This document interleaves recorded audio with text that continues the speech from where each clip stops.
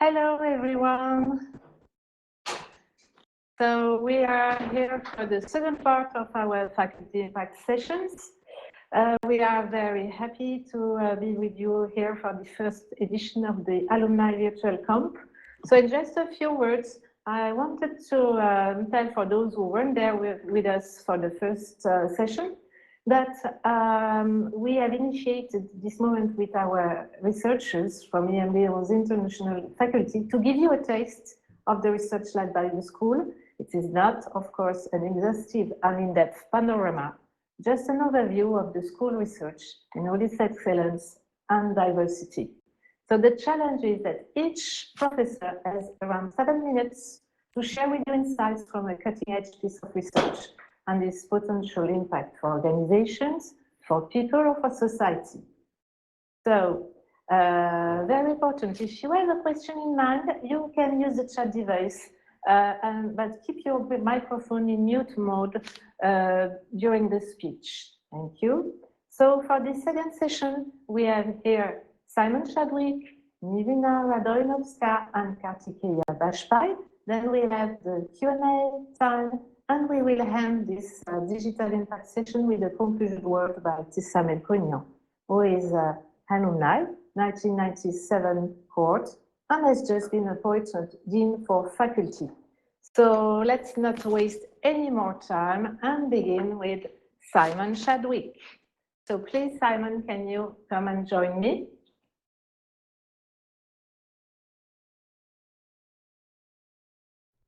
So just a short introduction. Simon is professor of Eurasian Sport Industry and director of the EMLYON Center for Eurasian Sports Industry. He holds a PhD in sports sponsorship from the University of Leeds. Before joining us, Simon has already lived several lives. He's been working for business school for 25 years, mainly in UK, as well as in Spain, Germany, China, United States, or Brazil. Simon works at the intersection of sports, business, politics, and technology, specifically in the context of Eurasia. His research focus is on lots of different sports. Though he has a specific background in football, he has also written about rugby, cycling, tennis, or golf, and many more. Simon has worked with lots of organizations in sports, among them the UEFA, Real Madrid, or the International Tennis Federation, sports brands like Adidas, and even governments, including Germany, China, or Qatar, among others. Therefore, it's not a surprise if Simon is contacted on a daily basis by media around the world for his insights on sport issues. BBC World, Time Magazine, Newsweek, or L'Equipe. At the moment, Simon is particularly interested in the business of sport within a geopolitical context. As for today, he's going to share with us his knowledge on the geopolitical economy of sport. So, Simon, the floor is yours. Thank you, Valerie. Thank you, everybody, for being here and for listening. And in the introduction, it was said that the challenge is to speak in 7 minutes about my research, and that is a huge challenge. I could speak for 7 minutes, for seven hours, for 7 days, for 7 weeks about my research. So I'll try to keep it short. I think what I'm doing right now really is the embodiment of some of the big issues right now that our world faces. And if I could break down the title of the session for you, I like to add the word economy at the end. So to think not just about sport and geopolitics, but to think about the geopolitical economy of sport. So sport is clearly a very important human activity for health and lifestyle and other things, but we also know that increasingly it's an important commercial sector, an important industry. But what we've seen over the last decade, over the last 2 decades, is the embeddedness of the sport business emerging within a political context. Now, rather than talk about specific research projects today, I'm going to mention 3 examples which I think illustrates this point. But essentially, we're going to take sport, we're going to think about it in a geographical context. But what we're also going to do is to think about the political context and the economic context. And that's really the geopolitical economy of sport. And that's what I'm interested in. Now, the three cases that I've selected to illustrate for you why this is such an interesting area, but also a very important area, not just politically, but I think in terms of business and commerce and leadership and management. So the first example is an instance that happened last year, in December last year, when the Houston Rockets general manager, a guy called Daryl Morey, took to Twitter and posted a comment on Twitter expressing his support for protesters in Hong Kong. And what happened very, very quickly is that the Chinese government reacted to that posting of a Twitter message. And very, very soon, the NBA became embroiled in a political feud, which spiraled, and eventually Donald Trump became involved in this as well. Now, what was significant about this was that the NBA has spent the last 2 decades targeting the development of its business in China and has really become what I would argue is the most prominent overseas sports organization. If you want to call it a business or a set of franchises, you can, but has had very close relationships with China. And what ultimately happened as a consequence of this particular incident is that CCTV, the Chinese state broadcaster, banned the broadcasting of NBA games across China. Now, as many of you will know, particularly if you work in the media sector, the value of these contracts extends into billions of dollars. So what you had here is the NBA, arguably the world's most valuable sports franchise, its coverage being banned in China because of one tweet that the general manager of one franchise made. Now, we could go into this in much more detail. I would love to. I don't have time to. So I think fast forward to last week. And last week, for the first time in 12 months, the NBA was broadcast live again in China. And so clearly what you have there is elements of geography, the relationship between China and the United States. You've also got economics and industry, the TV contracts, the commercial development of the NBA overseas, and at the heart of this sits the sport, hence the geopolitical economy of sport. The second example that I want to give to you to illustrate what I think the geopolitics of sport is and why it's of significant interest is throughout the early part of this year, Premier League Football Club, English Premier League Football Club, Newcastle United, was subject to a proposed takeover bid by Saudi Arabia's public investment fund, essentially Saudi Arabia's sovereign wealth fund. And this was a hugely fractious affair. And again, we could dissect that in lots of different ways. And again, really, I would really like to spend 7 hours talking about this, but I can't. So I'm going to have to do it very, very quickly. But one of the crucial issues in this proposed takeover is that for a period of time, an organization called beOutQ has been pirating beIN Sports football content. Now, beIN Sport is owned by Qatar. It holds the official contract in the Gulf region to broadcast English Premier League games, but the content, as I said, has been stolen by this organization, beOutQ. Mid-year, as the takeover bid was being proposed, the World Trade Organization released a judgment about this instance of piracy and very clearly pointed to Saudi Arabia as being the home of beOutQ.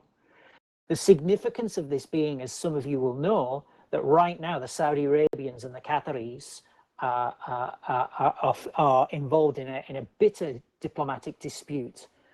Now, the consequence of all of this is that when the Saudi Arabians made a bid to the English Premier League for clearance to complete the deal, the English Premier League did not allow them to do that because of the piracy ruling by the World Trade Organization. So it may just seem like 22 players on a field kicking a ball, 2 football clubs, yet in reality, as this particular case illustrates, increasingly sport is deeply embedded, not just in money, but in politics too. Now, I know I'm getting very close to my 7 minutes ending. Don't tell Valerie, don't tell the organizers, but I'm going to try and creep into 8 minutes or maybe 9 minutes, but don't tell them that. The final one that I'll highlight for you, again, takes us back to China. And this is something I'm going to talk to several media outlets about over the next few days. This is really starting to simmer, and that is a boycott of the Beijing Olympics in 2022. As most of you, I'm sure, will know, we have the Winter Olympics coming up in Beijing in the early part of 2022. And there are concerns that there will be a mass boycott by nations, including the United States, Britain, Australia, India are possible participants in this. Now, for China, this will be significant because China has probably already spent somewhere upwards of about 12 or $13 billion preparing for the Winter Olympics. And so this is a significant issue for them. For the West, politically, this might make sense, and there are issues relating to human rights that are being expressed relating to the proposed boycott.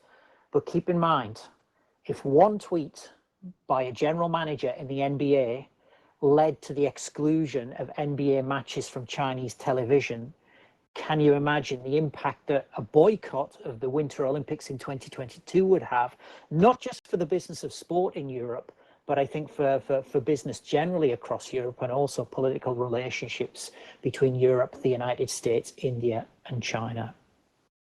I could talk more. I'm not going to.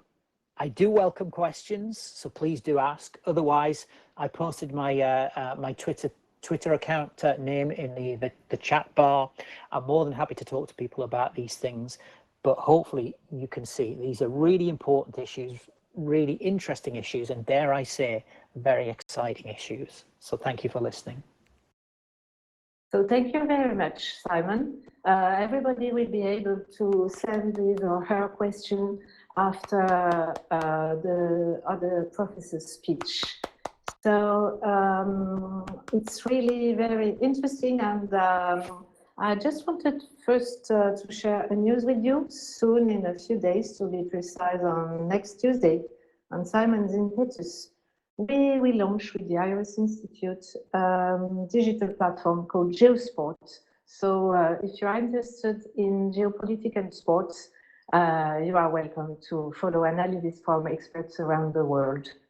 So thank you again, Simon. Now we will completely change. It's another word, it's another topic with Nivina Radoinovska. Nivina, please come and join me.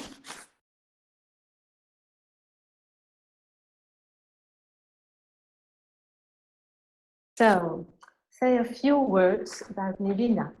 Bulgarian citizen Nivina obtained her dual PhD in Management of Organization and Sociology from the Kellogg School of Management at Northwestern University near Chicago. Business and society background is at the heart of her work. She looks broadly at how organizations reproduce, but also try to resolve various forms of inequalities. In the past, she has studied contexts such as welcome centers for the homeless, crowdfunding campaigns, and democratic governance in social cooperatives. Nivina is one of the 32 research fellows of the EMLYON Entrepreneurship and Innovation Research Center. The faculty involved in the research center explores a broad range of topics, from family business to open innovation, new ventures to entrepreneurship, entrepreneurial decision-making to knowledge and innovation ecosystems, and many more. Our recent work has been focused on how entrepreneurship is used as a tool for social change, with a focus on initiatives encouraging entrepreneurship in disadvantaged communities in France, what are often referred to as the quartiers prioritaires, les cités, les banlieues. This is precisely our theme for today. So Thank you, Nivana. The floor is yours.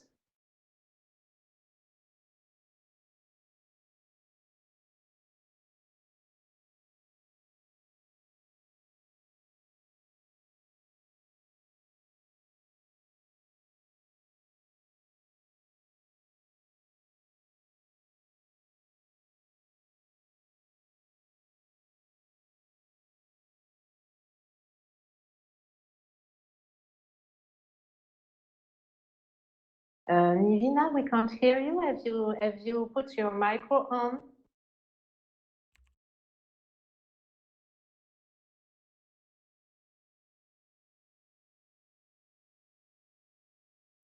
No, it seems that there is. Oh, without the headphones. Will that work? yes, I think it's okay. We can hear you now. Well, I'll go old school then. So I was saying, yes, thank you for the introduction and for having me.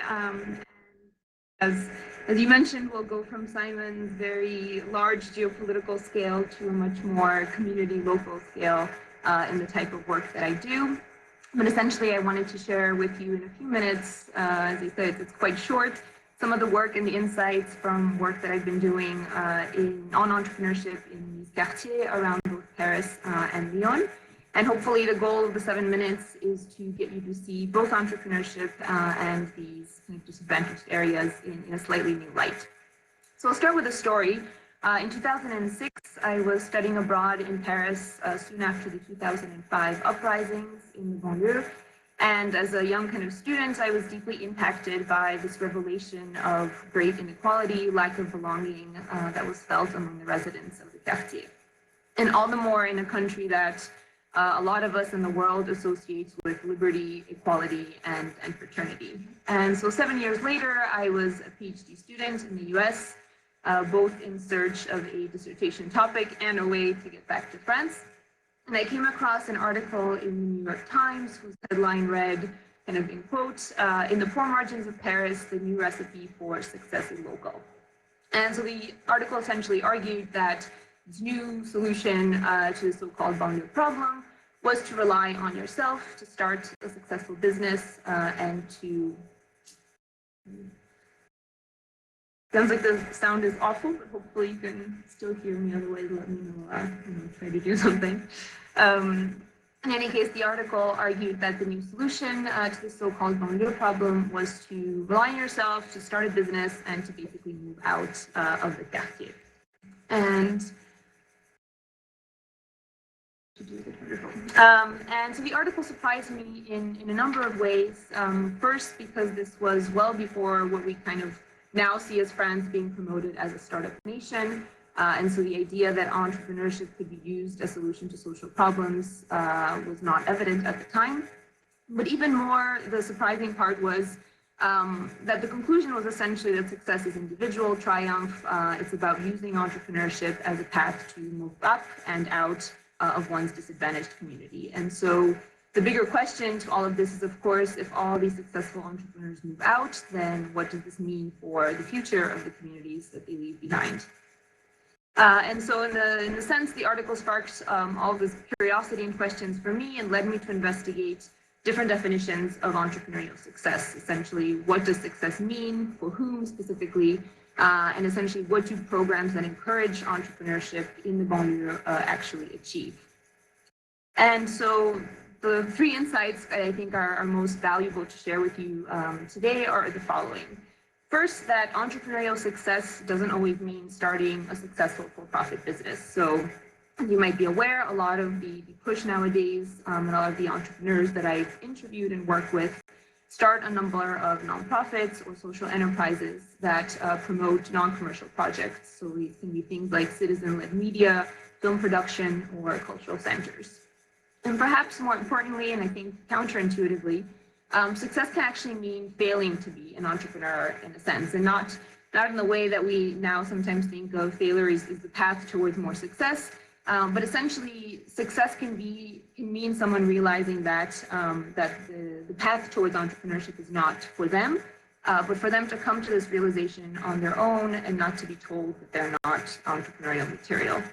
And so for some, this can mean returning to wage employment, but essentially having now gained skills and confidence in their abilities and this kind of entrepreneurial mindset that EMLYON obviously also wants to develop. And one telling example, just to give you a sense of what this actually means, is of a woman who had gone through an entrepreneurial training program and ultimately decided to abandon her project, decided that entrepreneurship was not for her. But in the meantime, she had gained kind of the confidence to leave an abusive relationship and to divorce her husband. And of course, the goal of entrepreneurship training is not to encourage more divorce, but I think it's a telling example of some of the wide range benefits of being engaged in these kinds of programs, even when they don't result in starting a business. The second insight that I wanted to share is that entrepreneurial success's biggest impact isn't necessarily economic. And so entrepreneurship, as we hear it today, is often presented by politicians, by policymakers, as a viable solution to persistent problems of youth unemployment, especially in the banlieue. And indeed, some businesses do manage to create a significant number of jobs, but certainly not all. And my point, I guess, in some of the work that I've done is that even those that don't create hundreds or even tens of thousands or even tens, of jobs can have as much or even more of an impact on changing some important cultural stereotypes. And specifically, it means breaking down stereotypes that everything is broken in the quartier and that residents are essentially left to only rely on government assistance. It can bring down stereotypes that failure is this kind of frightening and permanent stain that one has to carry throughout their life. And finally, a stereotype that residents of the city engage mostly in kind of necessity or low growth entrepreneurship. We often think of them opening up pizza or kebab shops or garages or becoming Uber drivers. Well, in fact, a lot of them do start extremely ambitious projects in a broad range of sectors, including digital marketing or bilingual Montessori schools. And even recently, I'm working with a project that's developing dietary supplements based on saffron imported from Afghanistan, just to name a few. And lastly, the third kind of insight I wanted to share is that entrepreneurial success from the cité doesn't necessarily mean success for the cité. So it brings us back essentially to this initial question I had when coming upon the New York Times article. And one of the most challenging issues that I found in interviewing entrepreneurs is that they often feel caught in a kind of dilemma. On the one hand, doing something very useful and needed for their community implies staying local and accepting this kind of label of being an entrepreneur from the cité.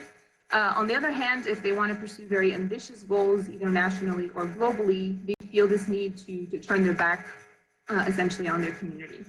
And so for another example, an entrepreneur whose message has stuck with me all these years that I interviewed 5 years ago or more, who basically said, if your dream is to go to Silicon Valley, then you have to forget about your quartier. It's a dead body that you carry with you. But if your goal is to launch something with a local impact, then you really have to be 100% in your community. And so what does this all imply in the few minutes that I have left, and hopefully that you'll be able to hear with a few of the issues on sound. For policymakers and funding bodies that support entrepreneurship in the quartier, I think it suggests a need to expand the definition of what they measure as success, as results, as impact, beyond how many businesses and how many jobs have been created through entrepreneurship supporting programs.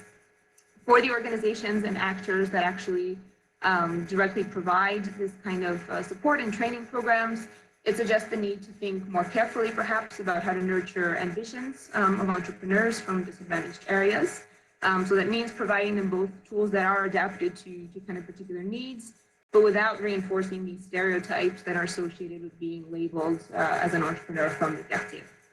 And ultimately, if the above implications are realized at the level of these policies, funding agencies, and supporting actors, then I hope and I trust that this should imply that in the future, entrepreneurs would no longer have to face this kind of impossible choice between being entrepreneurs of the city or entrepreneurs for the city. I'll leave you with those thoughts. Open to any questions, and hopefully you managed to get some of that despite the sound issues. Thank you.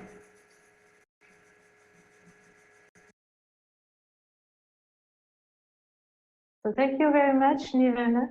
We are really sorry about this sound. This is the inconvenience of the virtual live, but you'll be able to find the Nivena's article or presentation, at least, on the Alumni website this weekend. So before the Q&A session, we finish our international tour with Kartik Bajpai. So thank you, Nivana. If you can join your seat, I'm going to ask Kartikeya to come and join me. So please, Kartikeya, are you with us? Yes.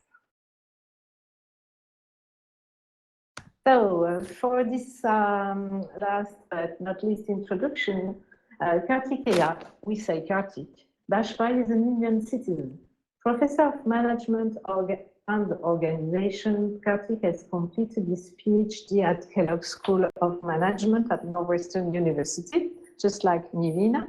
He also received master's degrees in information systems from Penn State University and the University of Florida. Kartik's research lies at the intersection of professions and occupations, technology and regulation. Kartik has designed a total class titled AI at Work for the Schools MSc in Management and Executive MBA programs. For the past year, he has been a part of the EMLYON Research Center for Work, Technology and Organization, headed by Prof. Rusan Wizing. At the center, professors, postdoctoral scholars, and PhD students examine questions relating to professional work, regulation, and automation technology. They conduct studies focused on understanding the managerial, practical, and ethical issues raised by the incorporation of state-of-the-art technologies in diverse settings, such as manufacturing, healthcare, or finance. Today, therefore, Kartik will be talking about AI and the future of work.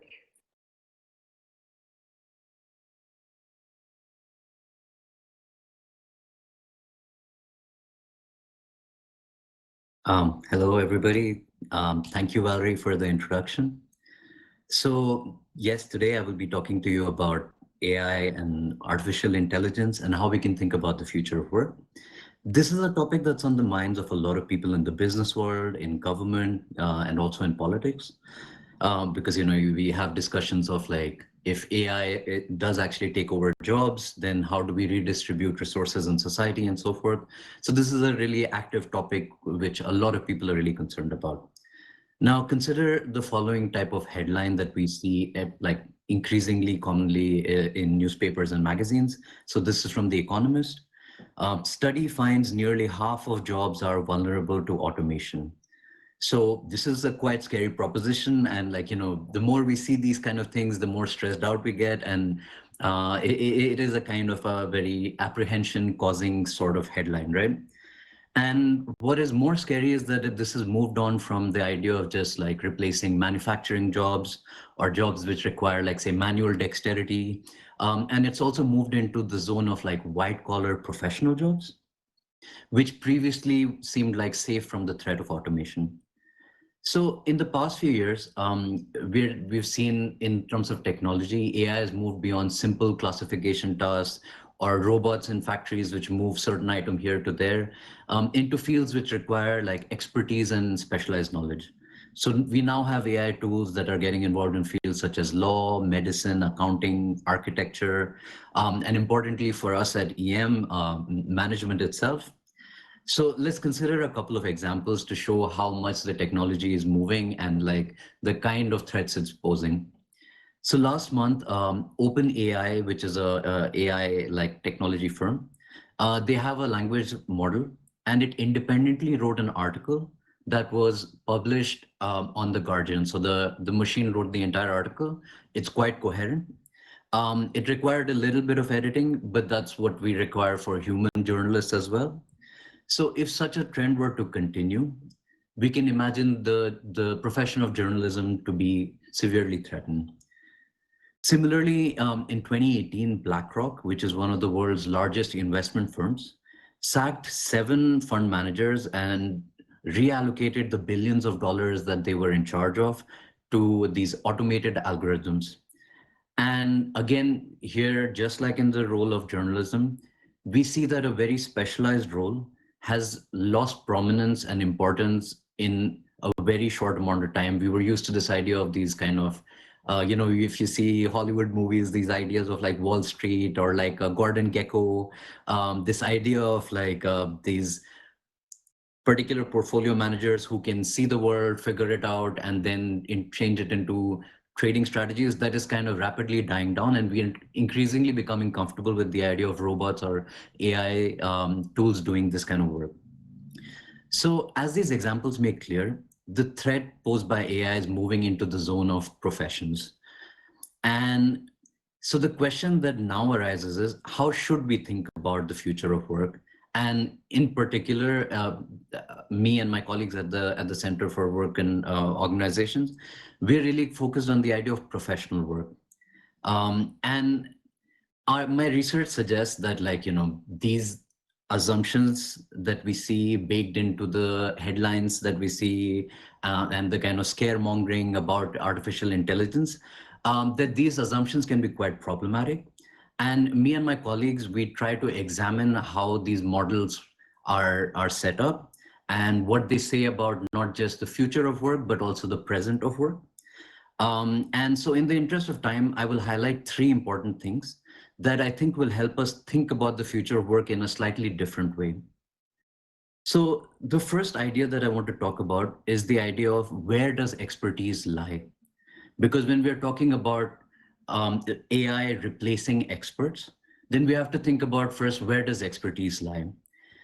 And what me and my colleagues believe, and that we try to argue in our research, and I think is important for us all, is that expertise doesn't just lie within individuals, it lies in their relations and transactions. So what I mean by this is that when we think of economists and technologists who are involved in building AI tools, the assumption is that expertise lies within an individual. There is this guy or this woman, they have this professional expertise and they do certain things. And if I build an AI tool that does those particular things, then we're able to replace them. And that's how you get those sort of headlines that we were thinking about.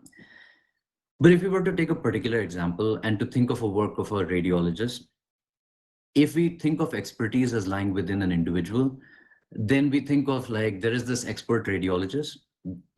He or she is looking at images of patient data and locating anomalies, something weird in a chart that shouldn't be there. And in the process of the replacement by an AI, we just create a machine, we train it with a lot of data from the past, of past charts and their results and so forth. And once the machine starts becoming accurate enough to identify problems in charts, then we have found accurate replacement. And next step, you replace a radiologist. But what we know from a lot of past research, as well as like our own working experience, is that expertise is more than just the simple tasks of look at a chart and find a problem. And in our research, we highlight some of these aspects of expertise that we think are important, which exist beyond the individual. They are just not within one person. They exist in the relations that they have with other people and their environment. So for instance, consider what we call as interactive expertise. So this is the expertise that professionals gain through repeated interactions with their clients or patients. And for a doctor, this can be, they meet patients repeatedly. They learn how to deal with them. They learn how to figure out when they say certain things, what it might mean in terms of symptoms. And they develop what we call as, like, say, bedside manner. This is something, if we now imagine a machine trying to do something like that, then it becomes quite a lot more difficult, right? Like, because this is something that you can't just feed into a machine. This is something that arises out of the relations that physicians have with their patients. Similarly, imagine what we call contextual expertise. This is the understanding of the environment and the world of relations that we live in. Think of your own work, right? Like, and how many times in your daily work You make decisions which require you knowing the social world and the environment in which you're embedded. So you might have questions like, you have to make a call on whether it is the right time to talk to somebody. And then you're not sure whether this is the right time or not. Similarly, you might have this idea of, I have this particular problem. There are 10 people in the organization who I could potentially go to. But then you have, based on your past relationships, based on what you've heard from others, you decide to go to a particular person with your issue. So this is again based on your relational understanding of the environment in which you exist, right? And again, if we were to think of an AI tool, which is basically allocating tasks within an organization, imagine a management AI, which comes up with this person does that task, this person should go to this person for advice. It's a really hard thing to automate, because when we do these things in our everyday work, we have all this tacit knowledge about the world that when the time comes, we are able to exercise and deploy to do what we call as like expert work, right?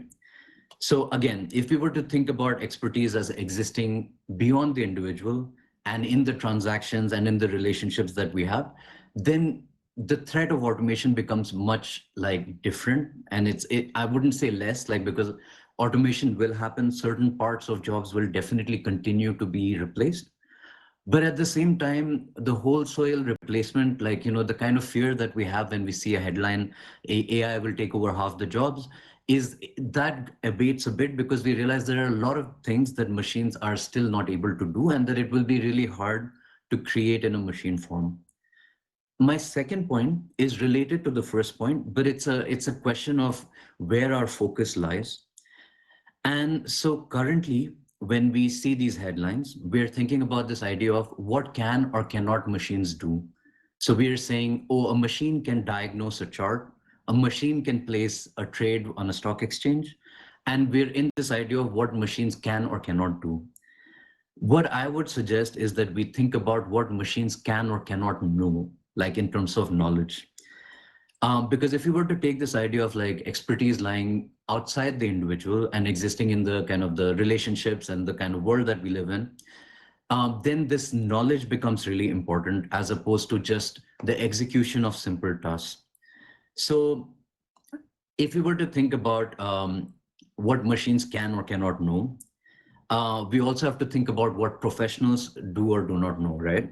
And how do we come about this? It comes from like academics like myself and Nevena and Simon chronicling what people actually do in their day-to-day work to understand the nuances of it.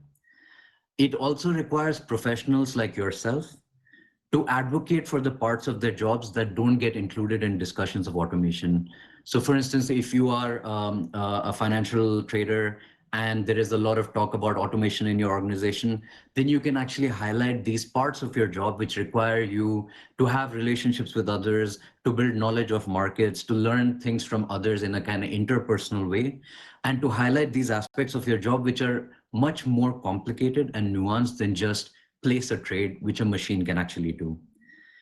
If you were to go back to the idea of radiologists, radiologists do much more than just look at charts. They look at charts and then they translate it for other physicians. They turn these charts into prognosis. So instead of just saying, what a machine would say is 30% chance there's a tumor or not in an image. But what a radiologist does is he'll talk to another physician and say, based on my experience, I would say that this patient right now it's fine, but if next week we see something degenerate, then there's probably a 30% more chance that this is something negative. So they turn this like image data into something conversational and something that can be used in relationships. So this is something that we as academics need to highlight in these discussions about automation, but also professionals themselves at their workplace through their unions and worker councils, they need to highlight these parts of their work that get undervalued. The last point that I want to talk about is that these are concerns of the future, right? Like, so we talk about the future of work. But what really matters also is how we talk about it in the present, because how we talk about it can change how these things develop over time. So there's a lot of research on performativity, which suggests that models, instead of just capturing what is happening, can actually shape things. So instead of thinking of it like like a camera, which is just taking an image of what's happening, a model can actually become an engine so that we start doing what the model says we will be doing in the future. So we start replicating the outcomes of the model. So if in the current time, we don't challenge what these models are saying, what these forecasts are saying, the assumptions that they make about the kind of work that we do, then this will have much more like problematic consequences in the future, because these assumptions will get baked into the technologies that are being built, baked into the way organizations incorporate AI into their work, and can have like really negative consequences. So to end, I would just say that, like, I hope at the end of this talk, you have a renewed appreciation for the value and nuance of the work that you do on a day-to-day basis. Because as professionals, as expert workers, there's a lot that you do that doesn't get acknowledged in discussions about how automation will change your work. And I also hope that after this talk, that you find yourself giving machines far less credit than they normally get, and giving yourself and your fellow professionals far more credit. I really appreciate the opportunity to talk to all of you today. And I'd be happy to connect with you in the future, like to talk about any of these issues. Thank you so much.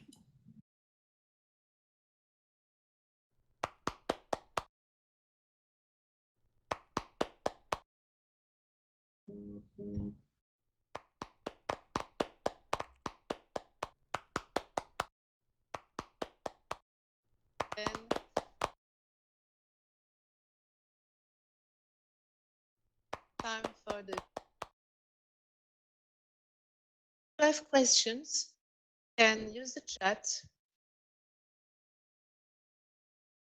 Simon, maybe. If you prefer, you may raise a hand and put your micro on, but please don't when. So we have a first question for Simon Chadwick.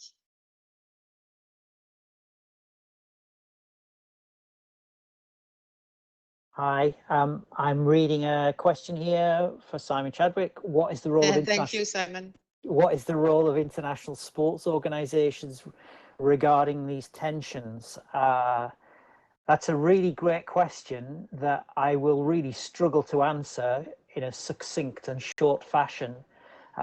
For me, I think what geopolitics does is it not only challenges the leadership and management of governing bodies, and if we look at, for instance, the challenges now that, for example, the IOC faces, what the IOC is saying and has said is, we're not in the business of politics, we're in the business of sport.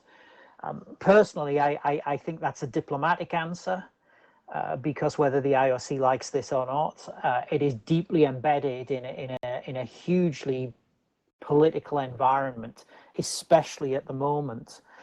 But I think my other view on this is that some of the changes we're beginning to see in the world are actually challenging both the very existence of governing bodies, but I also think the way in which governing bodies that have operated really over the last 30, 40, 50 years.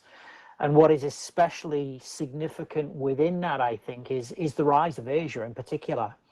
So not only China, but also Russia. We're seeing the very rapid growth of India, the influence of India, the growing influence of India on world sport, but also in countries like Vietnam, Malaysia, Indonesia as well.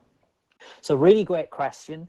I can't answer it in a very simple way, but as I say, I think profound leadership and management challenges for sports governing bodies.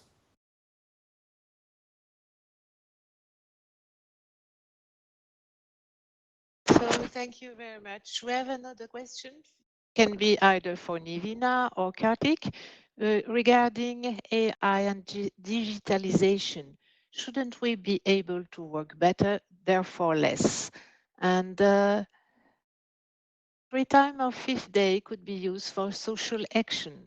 Any short insight on this? It's Laurent Voyer who asked this question. So I think Nivina and Kartik can answer from their point of view. Thank you.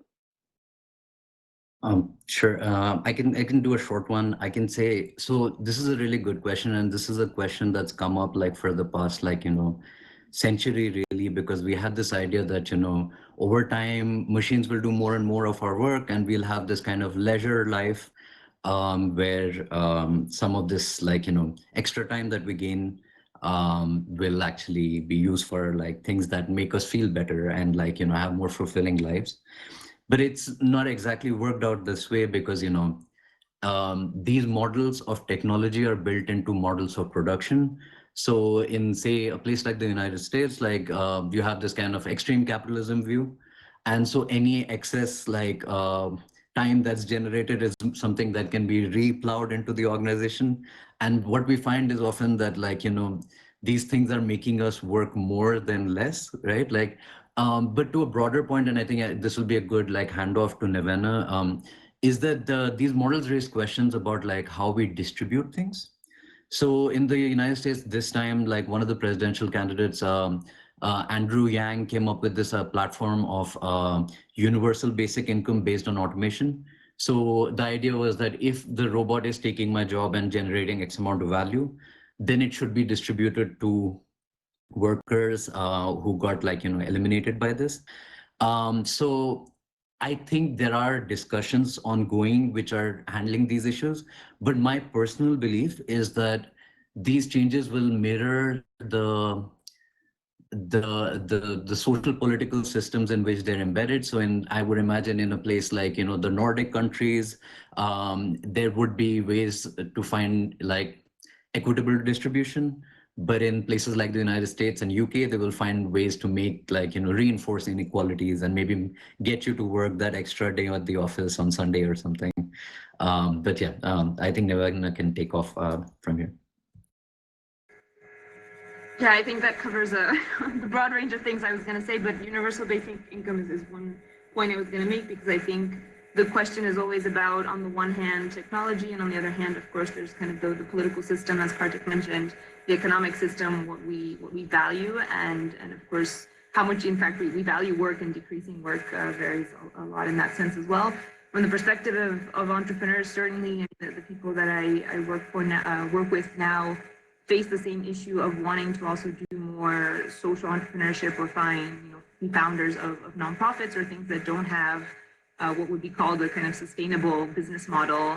And I think if there's some combination of both the AI or the digital part, but also coupled with political will and kind of a change perhaps in the economic systems that we have, then that does open up opportunities also for, for workers, but also for entrepreneurs and for kind of common citizens, so to speak, to pursue other goals without having to constantly be thinking of how will this make money, and how will this be sustainable financially in the long term. Obviously, that's important to some extent, but it does open up a lot of possibilities, and I think potential that people have that's currently kind of cooped up within these issues of how do we make something that's financially sustainable. Thanks for the question. Okay, another question maybe?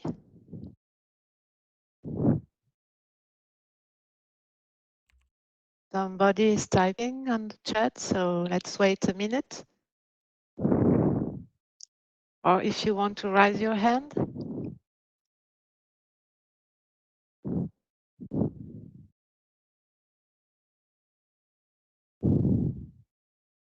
No, it seems so.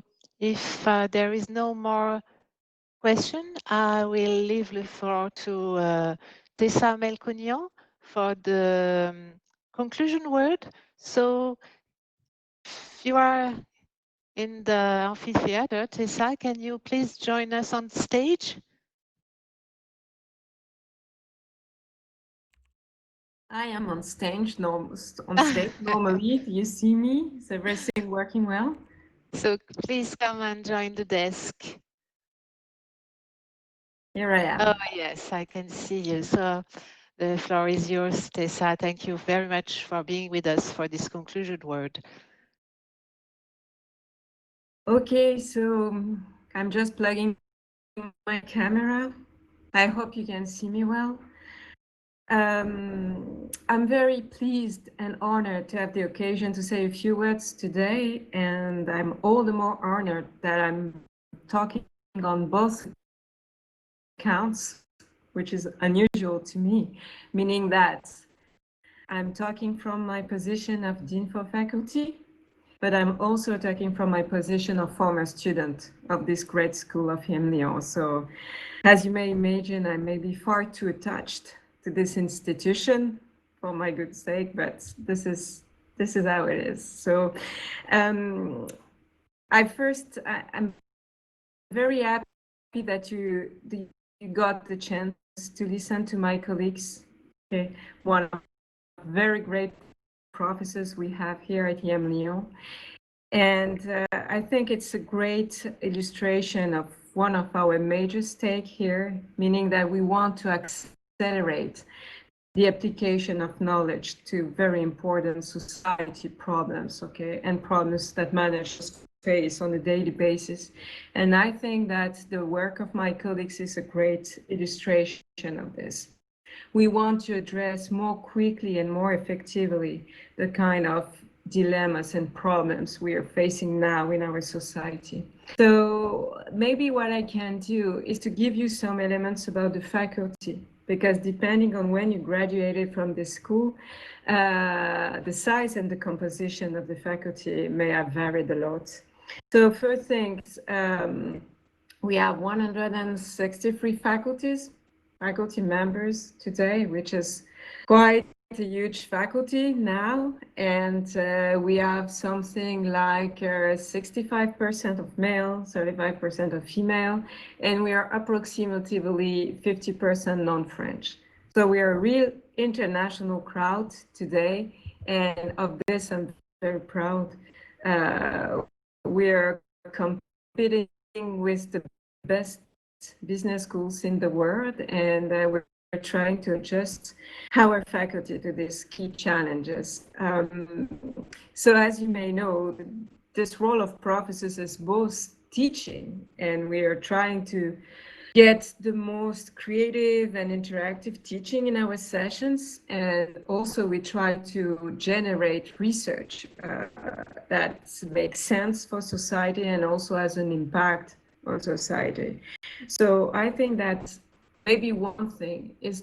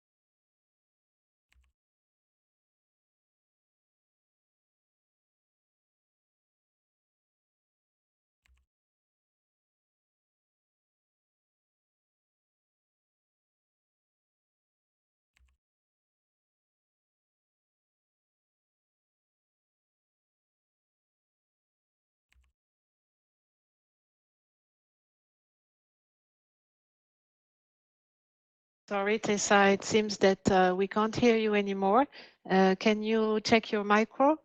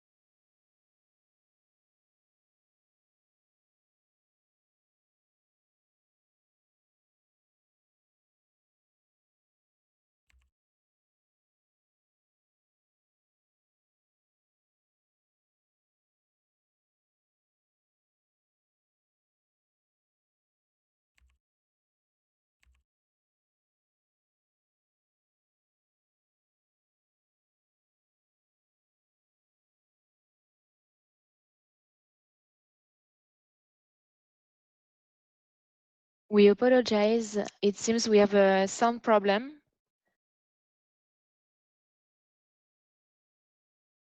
Tessa, I don't know if you hear me. Yes, we heard you. Ah, okay. We don't hear Tessa. Exactly. We are very, very sorry for this this technical issue. So I think it will be the end of this impact session. We thanks everybody. Yeah, really, really sorry. I don't know if you can use your computer to upload. Thank you very much, Tessa. Thank you to all our teachers. Thank you everybody.